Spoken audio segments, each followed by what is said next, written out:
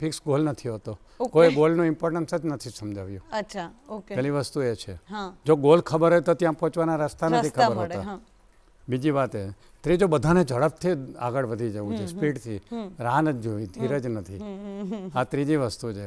અને લાઓ ત્સે એક બહુ સરસ વાત કરેલી કે જીવનમાં સફળ થવું હોય ને તો સૌથી વધુ જાણવાનું નોલેજ, સૌથી વધુ કામ કરવાનું અને સૌથી ઓછી અપેક્ષા રાખવાની સફળ થવાની ચાવી.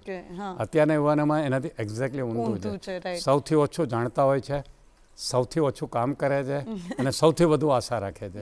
અને પછી ફ્રસ્ટ્રેશનમાં જઈને ખોટા રવાડે ચડે, ડિપ્રેશનમાં જાય, એન્ઝાયટી આવે, આ બધું આવે છે. તો આ વસ્તુ છે. અને 3 ઇડિયટમાં કીધું છે, કામયાબી કે પીછે મત ભાગો, કાબિલ બનો. તમારી કેપેસિટી વધારો.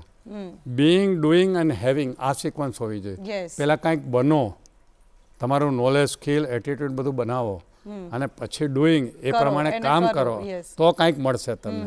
આપણે બિંગ, ડુઈંગ ઉપર ફોકસ જ નથી કરતા, સીધું હેવિંગ ઉપર. મારે આ જોઈને, મારે આ જોઈને, મારે આ જોઈને, પણ પોતાની કેપેસિટી બિલ્ડિંગ ઉપર નથી ધ્યાન આપતા. એટલે આ બધા પ્રોબ્લેમ છે યુવાનોની અંદર. અને ઇનડિસિપ્લિન લાઈફ છે. ગમે ત્યારે ખાય, જંક ફૂડ ખાય. સોશિયલ મીડિયા તો બધાને એટલા ડિસ્ટ્રેક્ટ કરી દીધા છે ને કે કોઈ પોતાના ગોલ સુધી પહોંચી જ ન શકે. એટલા બધા ડિસ્ટ્રેક્શન સોશિયલ મીડિયા પર છે. અને એ કંટ્રોલ રાખવો મુશ્કેલ છે. હવે ભવિષ્ય કહેશે કે આ સોશિયલ મીડિયા આપણા યુવાનોને ક્યાં પહોંચાડ્યા. અત્યારે તો કેવું મુશ્કેલ છે, પણ બહુ ખરાબ હાલત છે.